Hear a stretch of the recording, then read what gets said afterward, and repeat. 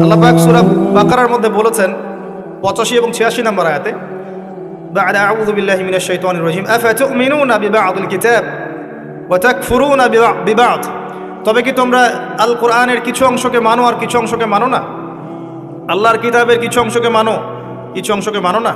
ফামা জাযাউ মান ইয়াফআলু যালিক ইল্লা খিজিয়ুন ফিল হায়াতিদ দুনিয়া। যারা এমন কাজ করবে, আল্লাহর কিতাবের আল্লাহর বিধানের কিছু অংশকে মানবে, কিছু অংশকে মানবে না, তাদের জাযা বা প্রতিদান হচ্ছে এই দুনিয়াতেই আল্লাহ পাক তাদেরকে লাঞ্ছিত করে দিবেন। বলেন নাউযুবিল্লাহ। ওয়া ইয়াউমাল কিয়ামাহ ইউরাদ্দুনা ইলা আশাদ্দিল আযাব। আর কিয়ামতের মাঠে তাদেরকে সবচেয়ে মর্মান্তিক শাস্তি দেওয়া হবে। আবারও বলেন নাউযুবিল্লাহ। বাস্তবতা দেখেন, 90% মুসলিমের কান্ট্রি বলি আমরা, নিজে আপনি দেখবেন 90% মানুষ নামাজ পড়ে না। পরিসংখ্যানটা একটু কম বেশি হতে পারে, 80% হতে পারে, আমার মনে হয় না এর বেশি হবে। চিত্র দেখার জন্যে মসজিদে গেলেই যথেষ্ট। জুমার নামাজ দিয়ে হিসেব করবেন না, জুমার নামাজে মুনাফিকরাও নামাজ পড়তে যায়। ঈদের নামাজ দিয়ে হিসাব করবেন না, তারাবির নামাজ দিয়ে হিসাব করতে হবে না। অনেক বেরোজাদারও তারাবির নামাজ পড়ে, সেখানে গিয়ে ভুল ধরা শুরু করবে, এটা ঠিক নাই, ওটা ঠিক নাই, দেখবেন মসজিদে হই হুল্লা করবে, অথচ 5 ওয়াক্ত নামাজে নাই। এমনই হয় বাস্তবতা। আর যারা 5 ওয়াক্ত নামাজ পড়ে দেখবেন বিনয়ী হয়, অহংকার মুক্ত হয়, নীরব থাকে, ঝামেলা এড়িয়ে চলে। তো পরিসংখ্যান করে দেখেন যে একটা ইউনিয়নের মধ্যে বা উপজেলার মধ্যে কতজন মানুষ আছে, কতগুলো মসজিদ আছে, কতজন নামাজে যায়, তাহলে আপনি বাস্তবতা বুঝতে পারবেন। পরিসংখ্যান করেন যে আপনার এই পুরো উপজেলায় বা জেলায় কতজন মুসলিম আছে এবং মুসলিমদের মাঝে কতজন সহি শুদ্ধভাবে আল কোরআন তেলাওয়াত করতে যান। কিন্তু যখন আপনি বলবেন আল কোরআনের আলো ঘরে ঘরে জ্বালো, বলবেন ঠিক না বেঠিক, সবাই বলবে ঠিক। কোরআন থেকে বললো যে আল্লাহ পাক সুদকে হারাম করেছেন, বলেন ঠিক না বেঠিক। তো মানুষ বলছে ধরেন বেঠিক, তাহলে কি এটা হালাল হারাম হয়ে যাবে, হালাল হয়ে যাবে? মানুষের কথায় ঠিক বেঠিক নির্ধারণ হবে? আমি এটা বোঝাতে যাচ্ছি, মানুষের কথায় ঠিক বেঠিক নির্ধারিত হবে? পৃথিবীর ম্যাক্সিমাম মানুষ যদি বলে যে সুদ হালাল, হালাল হবে? জেনা হালাল, হালাল হবে? মদের লাইসেন্স দাও, দেওয়া যাবে? একটা আল্লাহর বান্দা যদি দাঁড়িয়ে বলেন যে মদ হারাম, সুদ হারাম, জেনা হারাম, সেটা হারাম থাকবে না? এটা আল্লাহ পাকের বিধান। তো যখন আপনি অডিয়েন্সকে বলবেন আল কোরআনের আলো ঘরে ঘরে জ্বালো, আপনারা সবাই রাজি আছেন? বলবে হ্যাঁ সবাই রাজি আছে। প্রত্যেকের ঘরগুলো ঘুরে দেখেন, প্রত্যেকটা ঘরে একটা করে মানুষ পান কিনা যে পবিত্র কোরআন বিশুদ্ধ করে তেলাওয়াত করতে চান। আমি আপনাকে বাস্তবতা আগে দেখাচ্ছি, মুসলিমদের করণীয়তে পড়ে যাচ্ছে। আর আপনি মাথায় রাখেন, আমরা বলি যে এটা 90% মুসলিমের দেশ। এবার আসেন, যারা কোরআন পড়া জানে বা যারা হাফেজে কোরআন হয়েছে বা যারা জীবনে অন্তত কোরআনটা বিশুদ্ধ করে তেলাওয়াত করা শিখেছেন, তাদের মধ্যে কত পার্সেন্ট মানুষ কোরআনের অর্থটা জানে? এটা আবার একটা পরিসংখ্যানের বিষয়। যারা মাদ্রাসা ব্যাকগ্রাউন্ডে পড়েন তাদের কথা ডিফারেন্ট, কিন্তু বাংলাদেশে প্রচুর মানুষ, কয়েক কোটি মানুষ কিন্তু জেনারেল ব্যাকগ্রাউন্ড থেকে আমরা পড়াশোনা করে বের হই। তাদের মধ্যে কতজন মানুষ কোরআন জীবনে পড়েছে, অর্থ বুঝেছে, বা 10টা-20টা সূরা মুখস্থ করেছে? খুঁজে বের করেন। 20-30 বছর পড়াশোনা করেও দেখবেন ওযুর ফরজ কয়টা জানে না, নামাজের ফরজ কয়টা জানে না, যাকাতের নিসাব বলতে পারবে না। জিজ্ঞাসা করেন এখন আরবি কোন মাস চলছে, বলতে পারবে না। কোনো সম্পর্কই নাই দিনের সাথে। সম্পর্ক এতটুকু, জুমার দিনে যেতে হয়, মসজিদে যাই, ইমাম সাহেব আরবি দিয়ে জানে কি বলে, শুনি, 2 রাকাত নামাজ পড়ে খোরমা দেয়, নিয়ে চলে আসে। সমস্যাটা এরকম সংস্কৃতি। তো কোরআন কেন্দ্রিক চিন্তা করেন। আবার দেখেন, যারা কোরআন আমরা টুকটাক বুঝি ভাঙাচোরা, আমরা আবার কোরআনের আদেশ এবং নিষেধ কতটুকু মেনে চলি, এটা একটা বড় বিষয়। যারা আমরা কোরআন হাদিস কিছুটা বুঝি, তারা আবার কোরআনের আদেশ মানে কিনা, নিষেধ বর্জন করে কিনা, এটা আরেকটা বড় বিষয়। বাস্তবতা এমন, বাস্তবতা দেখবেন কতগুলো ফ্যামিলি পান যেই ফ্যামিলিগুলোর মধ্যে পর্দা কায়েম আছে। খুঁজে দেখেন, আপনি নিজের পরিবার থেকে শুরু করেন, আমি আমার পরিবার থেকে শুরু করি, আপনি আপনার থেকে শুরু করেন, আপনার আত্মীয়দেরকে দেখেন, বংশকে দেখেন, সমাজকে দেখেন, আপনি খুঁজে পাবেন কতগুলো পরিবার পাবেন যেখানে পর্দার বিধান কায়েম আছে। পরিবারের মেয়ে পর্দা করে, মা পর্দা করে, বোন পর্দা করে, অল্প সংখ্যক, ইল্লা মাশা আল্লাহ। হ্যাঁ, এমনও পরিবার আছে যেই পরিবারের সদস্যরা জীবন চলে গেলেও পর্দা ছাড়বে না, এমনও আছে। এমনও পরিবার আছে পরিবারের প্রত্যেক সদস্য আলেম। এমনও পরিবার আছে যে নামাজ না পড়লে পরিবারে ভাত দেওয়া হয় না, এমনও আছে। এগুলোর সংখ্যা কত? নিতান্তই কম, নিতান্তই কম। বাস্তবতায় আসেন আপনি, বাস্তবতায় এমন, এগুলোর সয়লাভ চলছে। আবার একটা বড় ইস্যু বলি, মুসলিমদের কথা বলছি। আপনি প্রত্যেকটা পরিবারের জরিপ চালিয়ে দেখেন কতগুলো পরিবারে হালাল রিজিক ঢুকছে। হালাল রিজিক, মাথার ঘাম পায়ে ফেলা হালাল রিজিক পরিবারে ঢুকছে, হালাল খেয়ে পরিবার পরিজন জীবনযাপন করছে। কতটা পরিবার? ম্যাক্সিমাম পরিবার সুদখোর, ম্যাক্সিমাম। যে আমি নিজেকে সুদ থেকে মুক্ত মনে করছি, বিসমিল্লাহ। মনে করেন আমি একটা বাসায় ভাড়া থাকি, কথার কথা, মনে করেন কথার কথা। এখন ধরেন বাসার মালিক সুদি ব্যাংক থেকে লোন নিয়ে বাড়ি করেছে, কথার কথা, এক্সাম্পল দিচ্ছি। এখন এই টাকাগুলো, ভাড়াটিয়াদের টাকাগুলো নিয়ে তিনি ব্যাংকের লোন শোধ করেন, কথা বুঝতে পারছেন? আর একবার লোন নিলে তো শোধ করা চারটাখানি কথা না, চক্রবৃদ্ধি হারে বাড়তে থাকবে। এটাই ওদের উদ্দেশ্য ছিল, রক্ত চুষে খাওয়া, সাক। যার ফলে ধনী ধনী হতে থাকে, গরিব আস্তে আস্তে আরো গরিব হতে থাকে। আর আমি অনেকদিন বলেছি এটা মায়ের সাথে জেনা করার মতো পাপ, এবং আল্লাহ এবং তার রাসূলের সাথে যুদ্ধ করার মতো পাপ। দলিল আপনি সহিহ বুখারী খোলেন আর সূরা বাকারা পড়েন। সহিহ বুখারীতে আরও আছে 36 বার জেনা করলে যে গুনাহ হয়, 1 দিরহাম সুদ খেলে সেই গুনাহ হয়। এখন মনে করেন আমি রেন্ট দিচ্ছি, বা আরও 10 জন রেন্ট দিচ্ছে, এই রেন্টগুলোকে তিনি একত্রিত করে ঋণ শোধ করছেন সুদের। ইনডাইরেক্টলি, পরোক্ষভাবে আমি নিজেও সুদের সাথে সম্পৃক্ত হয়ে গেলাম। আমি কি বুঝাতে পারছি? যারা এগুলো থেকে সম্পূর্ণ পবিত্র থাকতে চাবে তাদের গায়েও সুদের ছিটাফোঁটা এসে লাগবে। এটা সেই আখিরুজ্জামান, এটা ওই যুগ না। এই যুগের কথাই নবী সাল্লাল্লাহু আলাইহি ওয়াসাল্লাম হাদিসের মধ্যে বলেছেন, এমন যুগ আসবে যে মানুষের পক্ষে রিবা থেকে বেঁচে থাকা এত দুষ্কর হয়ে যাবে যে যারা বেঁচে থাকতে চাইবে তাদের গায়েও সুদের ছিটাফোঁটা এসে লাগবে। এই হলো সেই যুগ। আর যে খায়, যে দেয়, যে লিখে রাখে, যে সাক্ষী থাকে, 4 শ্রেণীর মানুষকে নবী সাল্লাল্লাহু আলাইহি ওয়াসাল্লাম সমান অপরাধী বলেছে। আমাদের ম্যাক্সিমাম পরিবারগুলোতে যান, দেখবেন সুদের সাথে আমরা সম্পৃক্ত আছি। যতই বলি, ব্যক্তিগত জীবনে দেখবেন, ইবাদত বন্দেগীর জীবনে গিয়ে দেখবেন পাক্কা মুসল্লি, কপালে সেজদার দাগ আছে। অর্থনৈতিক জীবনে গিয়ে দেখবেন পাক্কা সুদখোর, ঘুষখোর, দুর্নীতি করছে, ট্যাক্স ফাঁকি দিচ্ছে, বা সরকারের মাল আত্মসাৎ করে খাচ্ছে। প্রচুর সম্পদ আছে আমাদের, আমরা আত্মসাৎ করতে করতে করতে করতে একটা হাতি আসতে আসতে মাছি হয়ে যায়। একটা হাতি উপর থেকে আসতে থাকে, আকাশ থেকে একটা হাতি পড়তে থাকে। হাতি পড়তে পড়তে পড়তে পড়তে দেখবেন আপনার কাছে আস্তে আস্তে মাছি হয়ে গেছে। হাতির কান একজন, ডালপালা একজন, নাক একজন, সুর একজন, শিং একজন, খেয়ে শেষ করে বলছে। বাই দা ওয়ে, হাতির মনে শিং থাকে না, আমি ভুল বলছি, হাতির সুর থাকে। যাই হোক, এটা বাস্তবতা। আবার দেখবেন আমরা অনেকেই ইসলাম ফলো করার নামেও আমাদের বোনদেরকে সম্পত্তি দিচ্ছি না। সুযোগ পেলেই প্রতিবেশীর জমি মেরে খাবো, 1 বিঘত জমি ছাড় দিব না। সুযোগ পেলেই অন্যের জমি মেরে খাবো, আত্মসাৎ করে খাবো। দেখা যাবে যে একটা জিনিস মানুষের প্রাপ্য, সেটাকে আমি ঘুরিয়ে ফিরিয়ে নিজের পকেটে ঢুকিয়ে ফেলেছি। চাকরিতে যাবেন, টেবিলের নিচ দিয়ে টাকা না দিলে আপনার জব হবে না। আর আপনি বলছেন যে এখন তো দেওয়াই লাগছে, কিছু করার নাই, না দিলে তো আমার চাকরিটা হবে না। মানে এটা আপনি ঘুরিয়ে জায়েজ করলেন আর কি। আবার কিছু দাড়িওয়ালা মুফতি সাহেবও থাকবেন, দেখা যাবে বলবে হ্যাঁ এটা করা যায়, কারণ এখন তো এই যুগই চলছে, ওটা না করলে তুমি তো চাকরি পাবা না। ঘুরিয়ে ফিরিয়ে সিচুয়েশন এমন করেছি আমরা।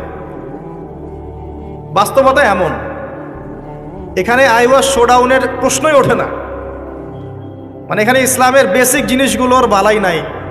উঁচু উঁচু বিষয়গুলো অনেক দূরের পথ, অনেক দূরের পথ। জিহাদ ফি সাবিলিল্লাহ, ইসলামী খিলাফা, কিতাল ফি সাবিলিল্লাহ, ইসলামী হুকুমত, আল্লাহর জমিন, আল্লাহর দিন প্রতিষ্ঠা, উঁচু স্কেলের কথা, অনেক উঁচু স্কেলের কথা। নিচু স্কেলগুলো তো দেখাচ্ছি আপনাকে, নিচু স্কেলগুলো। 5 ওয়াক্ত সালাত, এটা এমন একটা বিষয় ছিল উম্মার মধ্যে যে একজন মুসলিম 5 ওয়াক্ত সালাত পড়ে না, এটা চিন্তাই করা যেত না। শতাব্দীর পর শতাব্দী এমন জেনারেশন চলে গেছে যারা 5 ওয়াক্ত নামাজ পড়তো না, মুসলিম পরিবারের সন্তান, এটা কল্পনাও করা যেত না। এখন অ্যাভেলেবেল, ঘরে ঘরে দেখবেন বেনামাজি দিয়ে ভর্তি। মুসলিম মেয়েরা পর্দা করবে না, এটা কল্পনাও করা যেত না। এখন ঘরে ঘরে দেখবেন জিন্স আর গেঞ্জি, জিন্স আর গেঞ্জি, ছেলেদের পোশাক পরে রাস্তাঘাটে ঘুরছে। ইভেন গ্রামগুলোতেও, গ্রামে অনেক সময় এমন এমন দৃশ্য দেখা গেছে চোখে, দেখে আমরা মনে করতেছি আমরা কি ঢাকা শহরে আছি নাকি, নাকি নিউ ইয়র্ক। বা গ্রামের মেয়েরা আবার অত্যাধুনিক, কপি করতে করতে দেখা যায় অনেক সময় শহরের মেয়েদেরকে হার মানিয়ে ফেলে। এটা কল্পনায় ছিল না যে মেয়েরা এমন পোশাক পরে ঘোরে মুসলিম পরিবারের। মুসলিম পরিবারের মানুষ কোরআন তেলাওয়াত করতে পারে না, এমনটা হিস্ট্রিতে কখনো ছিল না, খুব কম, রেয়ার। এখন এসে দেখবেন এটা অ্যাভেলেবেল, ঘরে ঘরে দেখবেন কোরআন পড়তে পারে না। কোরআন তেলাওয়াতের কথা বলছি, এবারত তো অনেক দূরের কথা, এবারত বুঝতে তো আরও 10 বছর লাগবে। তারপরে হাদিসের কিতাব, ফিকহের বই, ইসলামের ইতিহাস, ইসলামিক অর্থনীতি, জিওপলিটিক্স, অনেক দূরের পথ। আমি শুধু নর্মাল কোরআন তেলাওয়াতের কথা বলছি, বিশুদ্ধ করে। একটা মক্তবের বাচ্চার যে যোগ্যতা, দেখবেন জেনারেল পড়ুয়া BBA করে বের হয়েছে, ওর সেই যোগ্যতা নাই কোরআনের ক্ষেত্রে। একটা মাদ্রাসার ছোট ক্লাসের বাচ্চা, ক্লাস 5-6-এ পড়ে, দেখবেন কোরআন যেভাবে পড়তে পারে, একজন বাইরে থেকে ডিগ্রি নিয়ে আসছে সেটা পড়তে পারে না। এরপরেও সে বলছে আমি শিক্ষিত, এবং সেখান থেকে পাশ করে এসে বলছে যে ইসলাম এই যুগে চলে না, ওই যুগে চলতো, পর্দার বিধানগুলো আসলে ওই যুগে ভালো ছিল, এই যুগে এগুলো চলে না, এটা এগিয়ে যাওয়ার যুগ, এটা কো এডুকেশনের যুগ, এবং এটা হচ্ছে ফ্রি মিক্সিংয়ের যুগ। ফ্রি মিক্সিং বোঝেন তো, নারী পুরুষ একসাথে চলবে, মাহারাম গায়রে মাহারাম একাকার, এটার নাম ফ্রি মিক্সিং। যেমনটা আপনার স্কুলে চলছেন, কলেজে চলছেন, ইভেন জব সেক্টরেও চলছেন, প্রতিটা সেক্টরেই চলছেন, ইভেন পলিটিক্যাল ক্ষেত্রেও চলছেন ফ্রি মিক্সিং। মিছিল করছেন, সামনে মহিলা, পিছনে আপনি, ফ্রি মিক্সিং। কোনো কোনো ওয়াজ মাহফিলে দেখলাম যে মহিলা এসে বক্তব্য দিচ্ছে, হ্যাঁ, পাশে আলেম বসে আছেন, চা খাচ্ছেন। আপনি কোথায় আছেন প্রিয় ভাই? বলতে থাকলে অনেক কষ্ট পাই, গলার ভয়েস উঁচু হয়ে যায়, অনেকের খারাপ লাগে। কিন্তু কিছু বিষয় না বললে হক আদায় হয় না, আল্লাহর কাছে জবাবদিহি করতে হবে তখন। এই জন্য কিছু বাস্তবতা আপনাকে বোঝানোর চেষ্টা করছি, এবং এর মধ্যে ইনশাআল্লাহ আমি কিছু সলিউশন আপনাকে দেওয়ার চেষ্টা করব, নিজেকে এবং আপনাকেও। আমি যা বলছি আল্লাহ পাক সবার আগে আমাকে আমল করার তৌফিক দান করুন, পরে আপনাদেরকে তৌফিক দান। বলাটা অনেক সহজ, করাটা খুব কঠিন। আল্লাহ পাক এটাই বলেছেন সূরা সফের মধ্যে, লিমা তাকুলুনা মা লা তাফআলুন, তোমরা এমন কথা কেন বলো যা তোমরা নিজেরা করো না। কাবুরা মাকতান ইনদাল্লাহি আন তাকুলু মা লা তাফআলুন, আল্লাহর কাছে অত্যন্ত নিকৃষ্ট এই কাজটা যে তোমরা নিজেরা করো না কিন্তু মানুষকে বলবে। আমি মেরাজের সময় একটা হাদিস মনে করাই আপনাদেরকে। এখন মেরাজের সময় চলছে, আপনারা হয়তো মেরাজ পার করেছেন। তো এখানে নবী সাল্লাল্লাহু আলাইহি ওয়াসাল্লাম কিছু শাস্তি দেখে এসেছিলেন। তার মধ্যে একটা শাস্তি ছিল এমন যে এক শ্রেণীর মানুষের জিহ্বাকে আগুনের কেচি দিয়ে কেটে দেওয়া হচ্ছে। আমরা বলি নাউযুবিল্লাহ। নবী সাল্লাল্লাহু আলাইহি ওয়াসাল্লাম জিজ্ঞাসা করলেন এরা কারা? তাকে বলা হলো এরা আপনার উম্মতের সেই সব ব্যক্তি যারা ছিল উম্মতের বক্তা এবং দায়ী এবং আলেম, এই টাইপের মানুষ আর কি, যারা মানুষকে অনেক সুন্দর সুন্দর কথা বলতো, নিজেরা আমল করতো না। আল্লাহ পাক আমাদেরকে হেফাজত করুন। আমি অনেস্টলি বলছি, আমি যা জানি, যতটুকু আল্লাহ পাক আমাকে জ্ঞান দিয়েছেন, এর 30% আমি আপনাদেরকে বলতে পারি না, 30-40% আমি আপনাদেরকে বলতে পারি না যা আমি জানি, আর আমি খুব কমই জানি। আপনি যত পড়াশোনা করবেন, যত বড় বড় আলেম ওলামার কাছে গিয়ে পড়ে থাকবেন, আপনি তত ফিল করবেন যে আপনি কিছুই জানেন না। আর আপনি যত চটি বই পড়ে মৌলানা হয়ে যাবেন, 2-4টা অনুবাদ করে হাদিসের বলবেন আমি মুফতি হয়ে গেছি, তখন আপনার কাছে মনে হবে আমি অনেক জানি, আমার চেয়ে বড় জ্ঞানের কে আছে, আমি হকের ডিলার, আমি জান্নাতের ডিলার, আসো লিজ লাগলে নিয়ে যাও, ভাবখানা এরকম। তো আমি 30-40% বলতে পারি না, আর যতটুকু পারি তার মনে হয় 50-60% আমল করতে পারি না। যদি এখানে কোনো গজব আসে, আল্লাহ পাকের আল্লাহ না করুক, তাহলে সবার আগে উচিত হবে আমার এখান থেকে চলে যাওয়া, হয়তো আমার কারণেই গজবটা এসেছে। শোনেন, আমাদের সবাইকে বেসিক জিনিসগুলো ঠিক করতে হবে। আমি একটা আয়াত দিয়ে আপনাদেরকে সামনের দিকে নিয়ে যাচ্ছি। আল্লাহ রাব্বুল আলামিন বলেছেন, ইয়া আইয়ুহাল্লাযীনা আমানু, হে মুমিনগণ, আলাইকুম আনফুসাকুম, তোমরা নিজেদের নফসের খবর নাও, নিজেদের নফসকে ঠিক করো, নিজে ভালো হও। যেভাবেই আপনি ব্যাখ্যা করেন অর্থটা এমন, নিজে আগে ভালো হও, নিজের নফসকে ঠিক করো, নিজের নফসের খবর নাও। লা ইয়াদুররুকুম মান দাল্লা ইন ইহতাদাইতুম, তোমরা যদি হেদায়েতের উপর থাকো তাহলে অন্যরা যদি পথভ্রষ্ট হয়ে যায় তোমার কোনো ক্ষতি হবে না তোমাদের ইনশাআল্লাহ। ইলাল্লাহি মারজিউকুম জামিআন, তোমরা সবাই আল্লাহর কাছে ফিরে যাবে একদিন। ফায়ুনাব্বিউকুম, অতঃপর তিনি তোমাদেরকে জানিয়ে দিবেন, বিমা কুনতুম তা'মালুন, যে আমল তোমরা করতে। এই আয়াত দিয়ে মুফতি তকি উসমানী, আল্লামা তকি উসমানী জামাত বারাকাতু, তার একটা কিতাব আছে তাসাউফ ও আত্মশুদ্ধি, এই পুরো বইটা তিনি একটা আয়াত দিয়ে লিখেছেন এবং তিনি বোঝাতে যাচ্ছেন যে এই আয়াতের মধ্যে সমস্যা এবং সমাধান দুটোই আছে। উম্মার সমস্যা এবং সমাধান দুটোই আছে। সমস্যা কি? আল্লাহ পাক যে বলেছেন আলাইকুম আনফুসাকুম, তোমরা নিজেদেরকে ঠিক করো, আগে নিজেদের নফসকে ঠিক করো। আমরা উল্টা কাজ করি, নিজেকে ঠিক না করে মানুষকে ঠিক করতে চাই। আমার কথা কি বুঝতে পারছেন? আমরা প্রত্যেকেই নিজেকে ঠিক না করতে গিয়ে আগে মানুষকে ঠিক করতে চাই। এটা সবচেয়ে বড় সমস্যা। এতে করে যা হয় যে আমার সমাজ সংস্কারমূলক কাজে আসলে কোনো প্রতিফলন ঘটে না, কারণ আমি তো নিজেকেই ঠিক করতে পারি না। এবং সলিউশনটাও এখানে হচ্ছে এই যে আগে নিজের জান বাঁচাতে হবে। কু আনফুসাকুম, নিজে আগে জাহান্নামের আগুন থেকে বাঁচো, ওয়া আহলিকুম নারা, তারপর পরিবার বর্গকে বাঁচো। ইয়া আইয়ুহাল্লাযীনা আমানু, হে মুমিনগণ, ইত্তাকুল্লাহ হাক্কা তুকাতিহ, আল্লাহকে ভয় করো, ভয় করার মতো ভয় করো। ওয়ালা তামুতুন্না ইল্লা ওয়া আনতুম মুসলিমুন, পরিপূর্ণ মুসলিম না হয়ে তোমরা মৃত্যুবরণ করো না। নিজেকে আগে মুসলিম হতে হবে, নিজেকে আগে মুমিন হতে হবে, নিজেকে আগে নিজের নফসকে ঠিক করতে হবে, তারপর অন্যকে কথা। এরপর পরিবার। নিজেকে ঠিক করার জন্য কি কি দরকার? আসেন বাস্তবতায় আসেন। নিজেকে ঠিক করার জন্য প্রথমে দরকার জ্ঞান অর্জন। কি দরকার ভাই? জ্ঞান অর্জনের জন্য কিছু সাবজেক্ট আছে, কিছু কনস্ট্রাকটিভ কথা শোনেন। সাবজেক্ট আছে, আপনাকে আগে আল কোরআন পড়তে হবে 1 নাম্বার, 2 নাম্বার আপনাকে হাদিস পড়তে হবে, 3 নাম্বার আপনাকে ফিকহ পড়তে হবে, 4 নাম্বার আপনাকে ইসলামের হিস্ট্রি পড়তে হবে, ইতিহাস, 5 নাম্বার ইসলামের অর্থনীতি পড়তে হবে, 6 নাম্বার ইসলামিক ফিলোসফি পড়বেন, 7 নাম্বার রাসূল সাল্লাল্লাহু আলাইহি ওয়াসাল্লামের জীবনী পড়বেন, সাহাবায়ে কেরামদের জীবনী পড়বেন, 8 নাম্বার শিখবেন। এরকম কিছু সাবজেক্ট। জিওপলিটিক্স পড়বেন। এর পাশাপাশি জেনারেল লাইনে যা যা পড়ছেন এগুলো পড়েন, কোনো সমস্যা নেই। কিছু সাবজেক্ট আছে, জ্ঞান অর্জন করেন। আর এই জ্ঞান আল্লাহর পক্ষ থেকে আসবে। বই পড়লেই যে সবাই জ্ঞানী হয়ে যাবে এমনটা নয়, এটা ভুল ধারণা যে বই পড়লেই, একটা বই শেষ করলাম আরেকটা ধরলাম, আরেকটা শেষ করলাম আরেকটা ধরলাম, এতে আমি জ্ঞানী হয়ে যাব, এটা একটা ভুল কনসেপ্ট। সবসময় মনে রাখবেন ভাই, জ্ঞান আল্লাহর পক্ষ থেকে আসে। জ্ঞান আপনি হাজারো চেষ্টা করলেও ওই বিষয়ের বুঝ আপনার ভিতরে নাও আসতে পারে। আল্লাহ বলেছেন ওয়াকুলিল হাক্কু মির রাব্বিকুম, হক সেটাই যেটা তোমার রবের পক্ষ থেকে নাজিল হয়। জ্ঞান সেটাই যা তোমার রবের পক্ষ থেকে নাজিল হয়। ফামান শাআ ফালইউমিন, যার ইচ্ছা হয় সে ঈমান নিয়ে আসুক। ওয়ামান শাআ ফালইয়াকফুর, যার ইচ্ছা হয় সে অস্বীকার করুক। ইন্না আ'তাদনা লিয-যালিমিনা নারান, আমি জালেমদের জন্য আগুন প্রস্তুত করে রেখেছি। জ্ঞান আল্লাহর পক্ষ থেকে আসে, তবে একটা সিস্টেম আছে। এই সাবজেক্টগুলো পড়তে হবে, পরে ওলামায়ে কেরামের কাছে গিয়ে বুঝতে হবে। একা একা বোঝা যাবে না। একা একা বুঝতে গেলে আপনি বিভ্রান্ত হয়ে যেতে পারেন।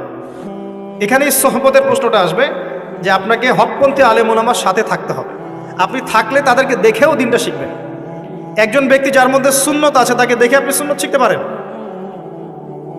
দেখবেন আমরা যারা স্কুল কলেজ বিশ্ববিদ্যালয়ে পড়াশোনা করেছি, আমাদের অনেক টিচার ছিল, ফেভারিট টিচার, পছন্দের টিচার। আমরা ওদেরকে কপি করতাম। তাদের চিন্তা, তাদের চেতনা, তাদের চলাফেরা, ওঠা বসা, পোশাক আশাক আপনার মধ্যে ঢুকে গেছে, ঢুকে নাই? তারা দীর্ঘদিন আপনাদেরকে পড়িয়েছেন, দর্শন শিখিয়েছেন, ফিলোসফি শিখিয়েছেন, ভালো মন্দ ডিল করতে শিখিয়েছেন। পরে তাদের বুঝে আপনি জগৎকে বুঝেছেন।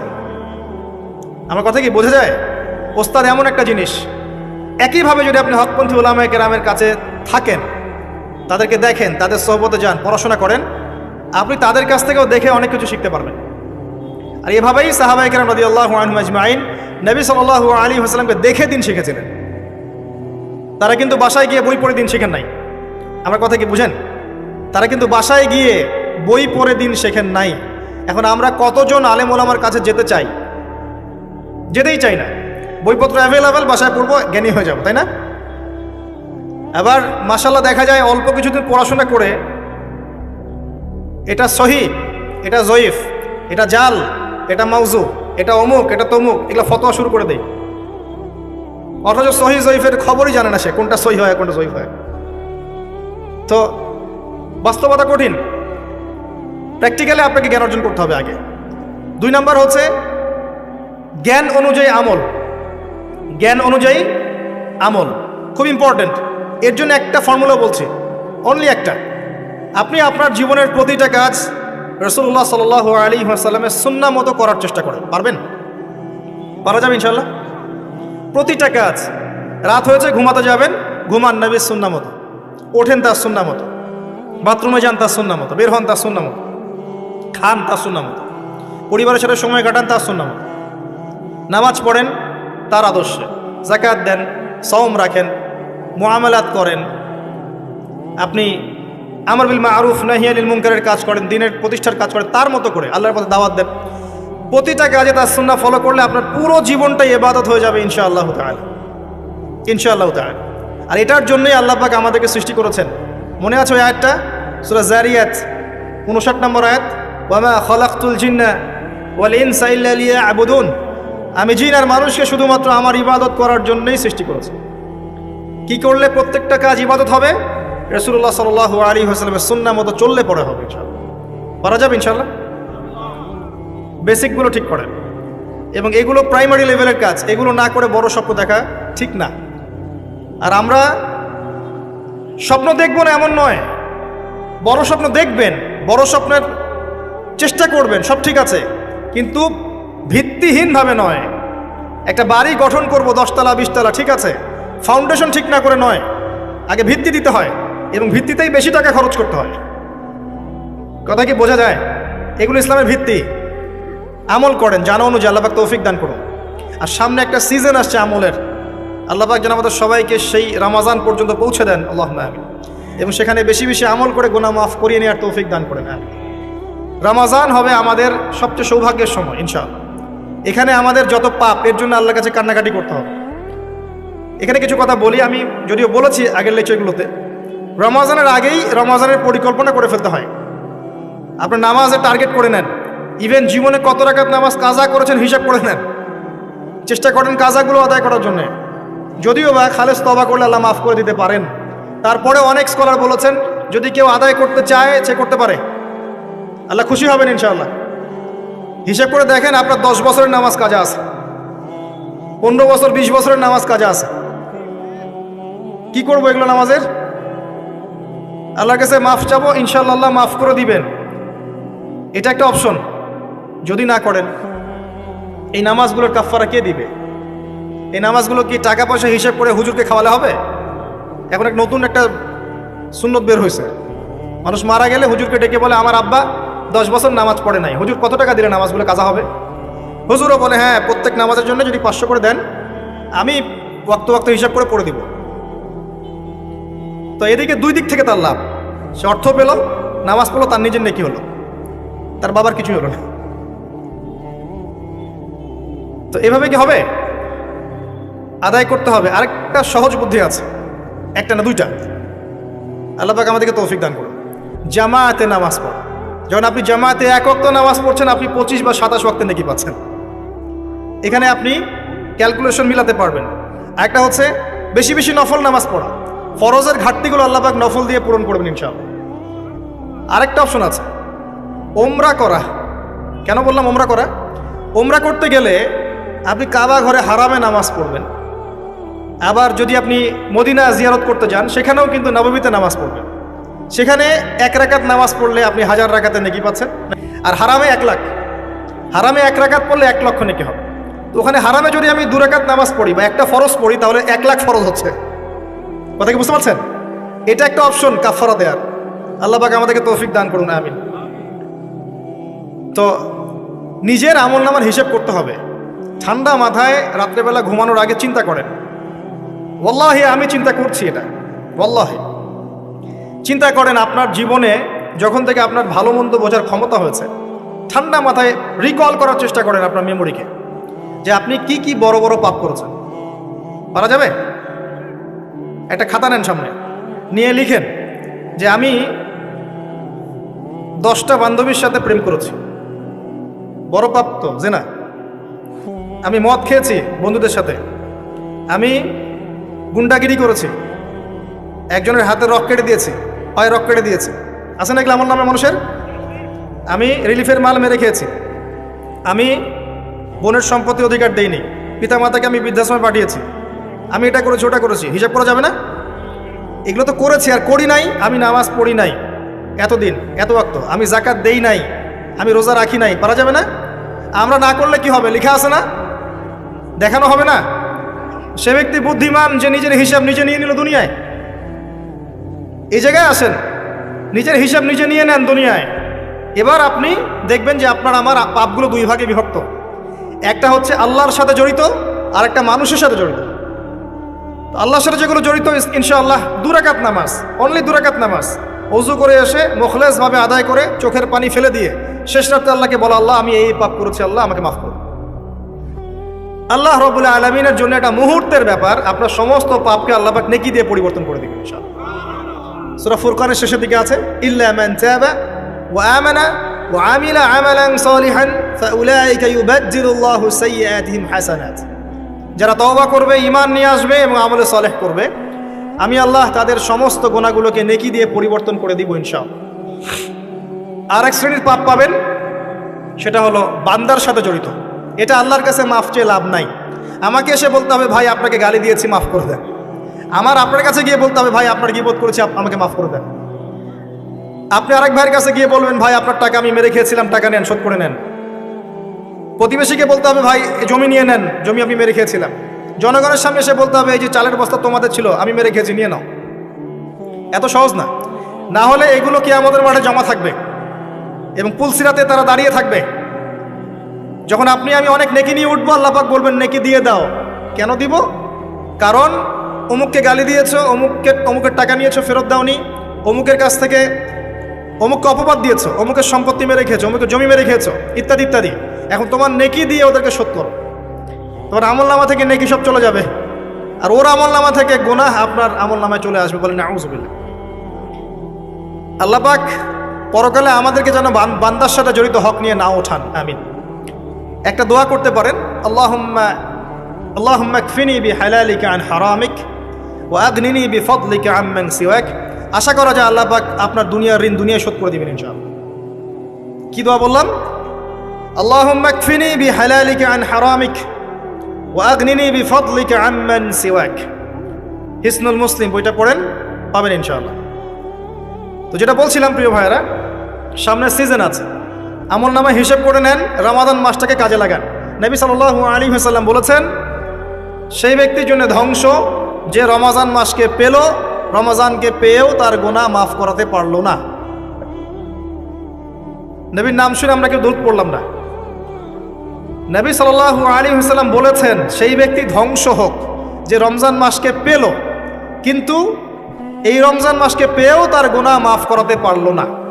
আমরা এদের অন্তর্ভুক্ত হতে চাই না। আল্লাহ পাক হেফাজত করুন। রমজানের আগেই প্রিপারেশন নেন, মানসিকভাবে আমল নামা গুছিয়ে ফেলেন, টার্গেট করেন আপনি কি চাচ্ছেন রমজান মাসে। 30টা সম তো আছেই, 5 ওয়াক্ত নামাজ জামাতে পড়ার চেষ্টা করেন, তারাবির সালাতগুলো আদায় করার চেষ্টা করেন। আল্লাহ পাক তৌফিক দান করুন।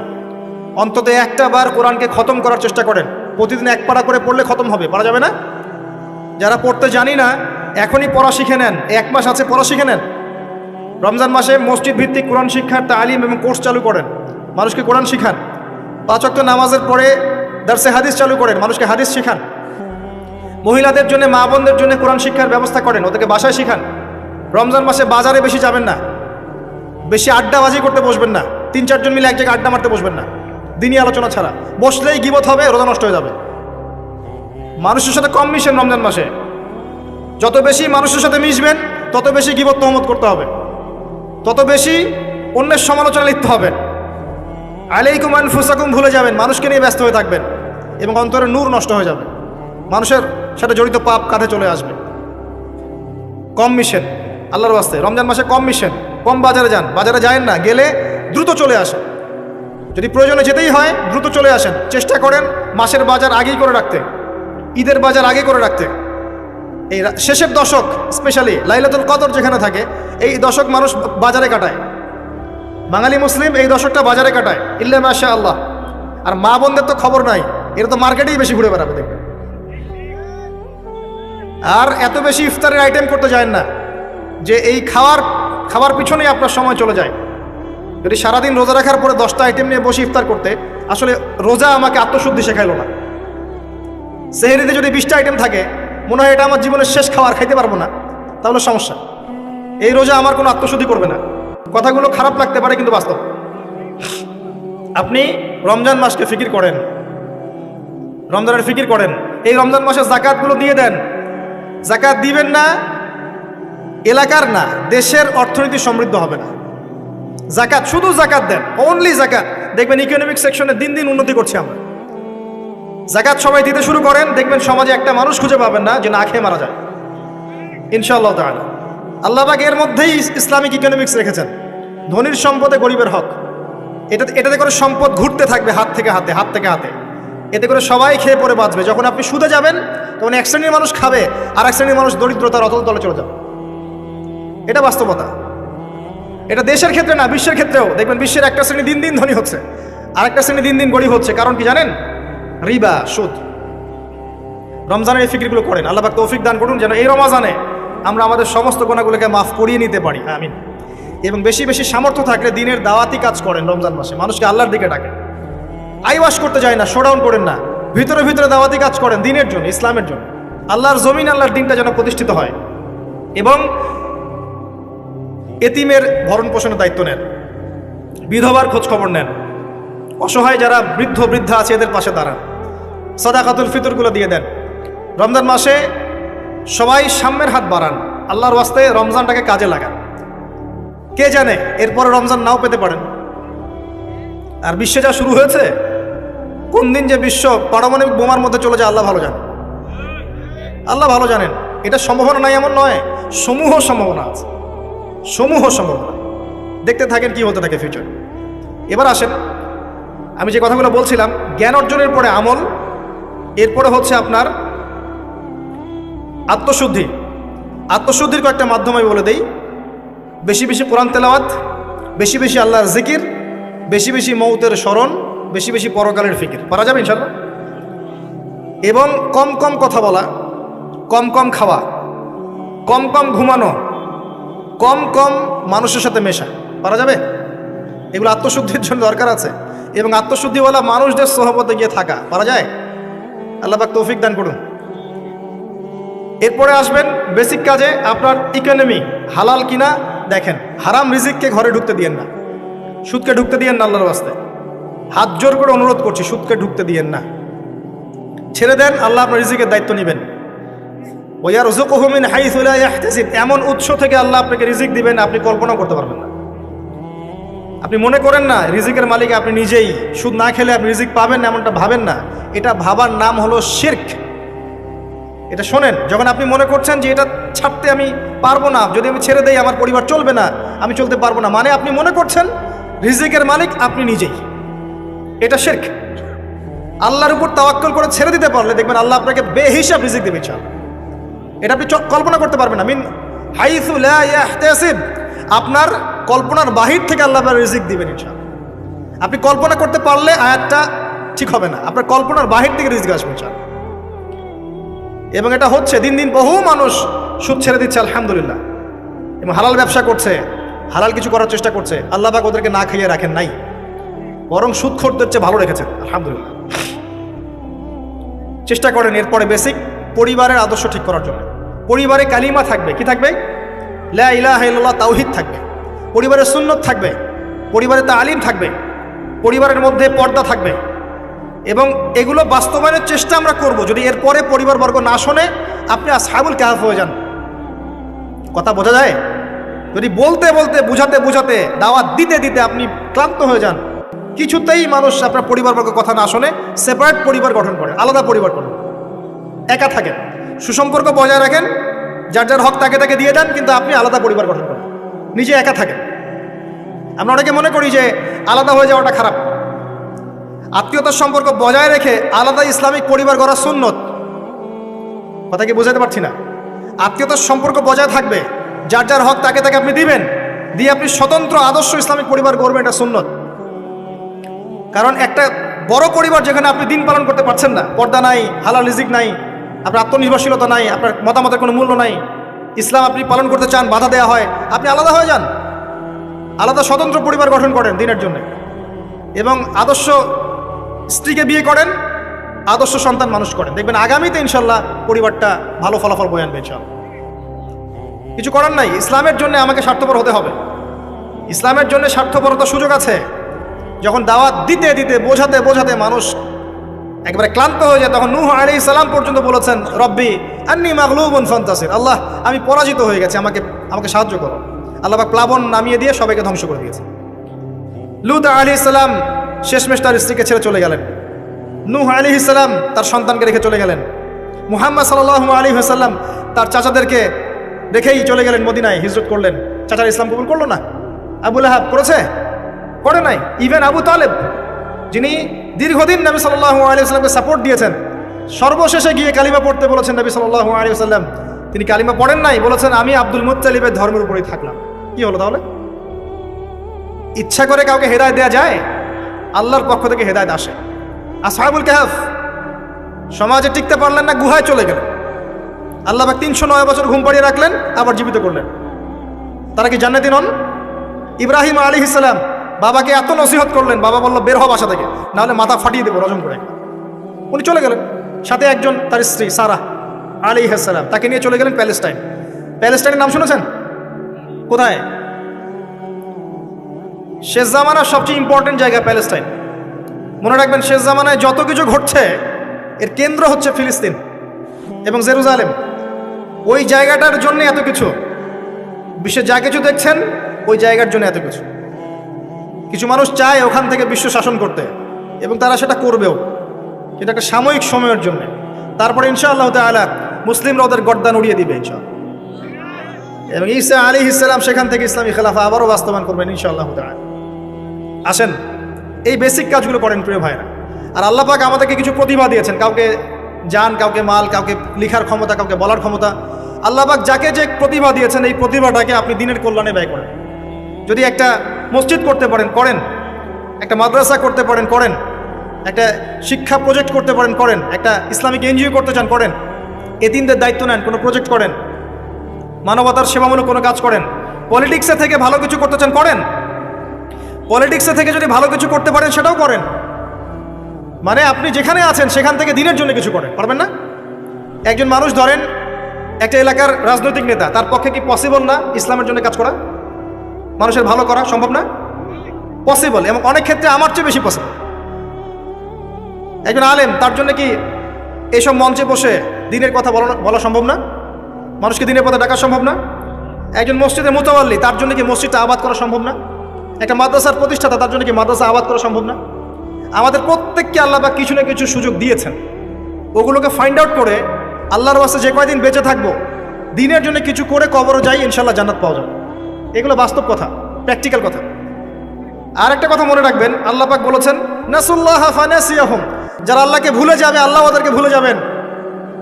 যারা আল্লাহকে ভুলে যায় আল্লাহ তাদেরকে ভুলে যান। ইন্নাল্লাহা লা ইউগাইয়িরু মা বিকওমিন হাত্তা ইউগাইয়িরু মা বিআনফুসিহিম। একটা কওম যতক্ষণ তার অবস্থা পরিবর্তনের চেষ্টা করে না, আল্লাহ পাক ওই কওমের অবস্থা পরিবর্তন করেন না। ইন তানসুরুল্লাহ ইয়ানসুরকুম ওয়া ইউসাব্বিত আকদামাকুম, তোমরা যদি আল্লাহর দ্বীনকে সাহায্য করো তবেই আল্লাহ তোমাদেরকে সাহায্য করবে, তোমাদের পদযুগল দৃঢ় রাখবে। আমি আবার শোনেন, তোমরা যদি আল্লাহর দ্বীনকে সাহায্য করো তবেই আল্লাহ তোমাদেরকে সাহায্য করবে। এমনি এমনি সাহায্য আসবে না, আসবে না, কখনোই না। এভাবে ঘাপটি মেরে বসে থাকলে আর সবাই খারাপ হয়ে গেছে, আমি ভালো, নিজে বাঁচলে বাপের নাম, অথবা সমাজটা পচে গেছে, এখন আর কিছু করা যাবে না, এইসব চিন্তা করে যারা কম্বল দিয়ে মুড়ি দিয়ে শুয়ে থাকবে তারাও ধ্বংস হয়ে যাবে একসময়। ধ্বংস হওয়ার সময় ওরাও বাদ থাকবে না, ওরাও ধ্বংস হয়ে যাবে। তো আল্লাহর দ্বীনকে সাহায্য করেন, যার যতটুকু ক্ষমতা আছে, প্রতিভা আছে, আল্লাহ পাক সামর্থ্য দিয়েছেন। আল্লাহ পাক একটা সুসংবাদ দিয়েছেন, ইয়া আইয়ুহাল্লাযীনা আমানু, হে মুমিনগণ, ওয়ালা তাহিনু ওয়ালা তাহজানু, তোমরা হীনবল হয়ো না, দুশ্চিন্তাগ্রস্ত হয়ো না। ওয়া আনতুম লা আলাউনা, তোমরাই বিজয়ী হবে ইনশাআল্লাহ। ইন কুনতুম মুমিনিন, যদি প্রকৃত অর্থে তোমরা মুমিন হয়ে থাকো, যদি তোমরা প্রকৃত অর্থে মুমিন হয়ে থাকো তোমরাই বিজয়ী হবে ইনশাআল্লাহ। হীনবল হয়ো না, দুশ্চিন্তাগ্রস্ত হয়ো না। আল্লাহ পাক আরো আয়াতে বলেছেন, তোমরা কি ভেবেছো এমনি এমনি জান্নাতে চলে যাবে? যতক্ষণ না আল্লাহ পাক তোমাদেরকে পরীক্ষা করছেন, যতক্ষণ না আল্লাহ পাক দেখে নিচ্ছেন কে তোমাদের মধ্যে সবর করনেওয়ালা আর প্রচেষ্টা চালানেওয়ালা, তোমরা কি ভেবেছো এমনি এমনি জান্নাতে চলে যাবে? সেইগুলো হচ্ছে বাস্তব কথা। এবার আসেন, এখন আমরা যে পরিস্থিতির মধ্যে আছি, এখান থেকে পুরোপুরি উত্তরণ সম্ভব না, ফুল স্টপ। যা দেখছেন ফিতনা ফাসাদ, যা দেখছেন ব্যক্তিগত জীবনে, পারিবারিক জীবনে, সোশ্যালি, ইকোনমিক্যালি, জিওপলিটিক্যালি, এই ফিতনা ফাসাদগুলো থেকে পুরোপুরি রিকভার করা এখন সম্ভব না। এবং এটা আইএমএ জাহিলিয়াতের সেই জাহিলিয়াতগুলোকে হার মানাচ্ছে দিন দিন। এখানে নবী সাল্লাল্লাহু আলাইহি ওয়াসাল্লামের সিরাত বা জীবনী, এটা ঘেটে দেখবেন তিনি কিভাবে সমাজ সংস্কার করেছেন, ওটাই পথ পদ্ধতি, এর বাইরে কোনো পথ নাই। আর একটা দিন যাবে আর আপনার কাছে মনে হবে গতকালটা আজকের দিনের চেয়ে ভালো ছিল।